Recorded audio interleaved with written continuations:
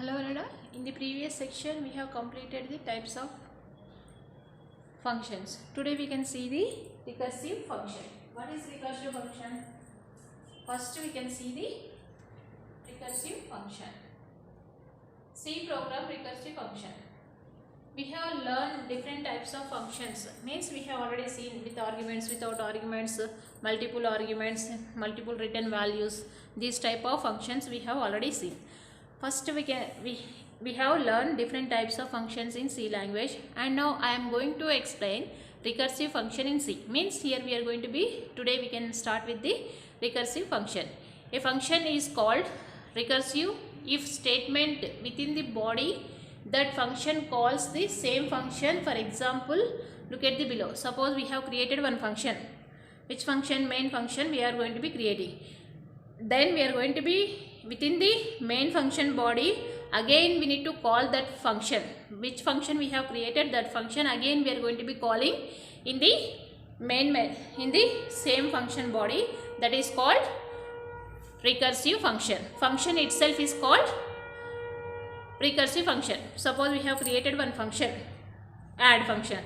Again in the we are going to be add function, we are going to be calling in the add function only, that is called recursive function. Below example, void main. This one is a user defined function. We are going to be using printf statement. We are going to be displaying recursive function is called. Then again we are going to be calling the which function? Main function only. See here. Here we have created which function?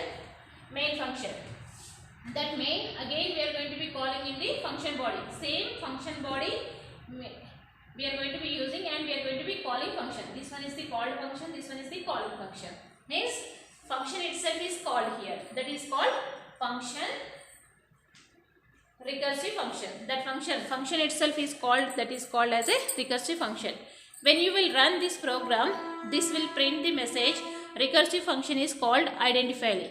If you are using the Turbo C or C++ compiler, you need to press the control break. Control break if you are using define indefinite loop. Means suppose we are not going to be using control break, automatically it should be display the continuously recursive function is called, recursive function is called, recursive function is called, like that it should be displayed. That is the recursive function. See, before we move another example, let us have attributes of a recursive function. A recursive function is a function which calls itself. Means what is the recursive function? Function itself is called in the function body, that is called recursive function. The speed of the recursive function is slower than because of the stack overheads. Means it should be executed very slow because of stack, and the whatever data we are going to be storing on the stack, it should be overheaded. This attribute is evident for you to run the above C program. Next, the recursive function must have a recursive conditions. Means here we are going to be using the some condition, terminating the condition also, and recursive expression also we are going to be writing. Next we can see the another example, calculating the factorial using the recursive function. Factorial means 5 factorial is what? 5 into 4 into 3 into 2 into 1. Like that we are going to be getting the 120 is the answer. Here by using this example we are going to be calculating the recursive function. How we can calculate? What is the normal formula? N equal to n into n minus 1, n minus 2, like that we are going to be calculating the factorial. That is the mathematical expression. By using that we are going to be calculating the factorial of a function by using the C language. Which function we are going to be using here? Recursive function we are going to be using to calculate the factorial of a number. We can see the example now. See here. Example we can start. See. Here we are going to be opening the #include stdio.h, #include conio.h. These are the two header files we are going to be opening, and we have created one function. Which function we have created? This one is the function definition. Int factorial, and again we are going to be passing the one parameter int. Next function body we need to, function definition we need to write. This one is the function prototype, this one is the function definition. Function definition, whenever we are going to be writing how to write, this one is the function declaration, function body, combined we need to call it as a function definition. Next function, which function we have declared here? Int factorial, int one argument we are going to be passing by using integer type. Next we are going to be writing the body. In that we are going to be declaring one more variable int if I equal to 1, means here we have given some condition. What is the I value? I value we have given equal to 0, return 1.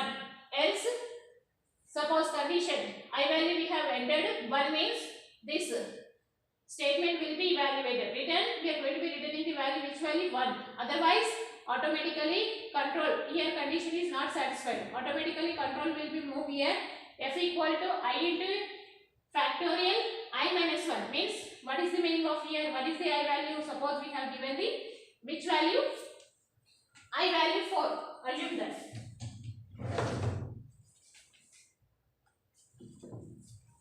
We have given the 4 is the value. What is the value? I value we have given. Suppose 5 we have given. Next, we are going to be calculating the factorial. Factorial I minus 1 means what is the meaning of I value now? 5 minus 1 means 4. Again control will be moved to the return F value. Again we are going to be returning the F value. Now value will be 20. Again control will be come here. Again this formula will be executed. How many number of times? Again now the I value will be what? 4. Like that we are going to be calculating function itself be called how many number of times? 4 times. Like that it should be executed. Now the answer will be displayed 120. This is the way of executing the factorial by using recursive function. Which function we have created? Factorial function we are going to be creating. Again we are going to be calling on where? In the function body only factorial function we are going to be calling. Then we are going to be returning the which value? F value. In the main method, this one is the function body, definition is over. In the main method we need to call the which function? Factorial function. At that time we need to use the user defined function main. Again here we are going to be declaring the int x value. We have declared CLR function. Enter any number to calculate the factorial. Means here we need to enter the value. Then scanf. Which value we are going to be entering? Suppose we are going to be entering the 5 or 6. That value can be read by the scanf function. Next printf function we are going to be using factorial of a factorial we are going to be displaying and we are going to be calling the which function? Factorial. This one is the actual parameters and this parameter will be placed on the where? In the I value. That one is the formal parameter. This one. Then we are going to be calling the which function? Factorial function. We are going to be calculating the factorial of a number. We can see how the program will be executed.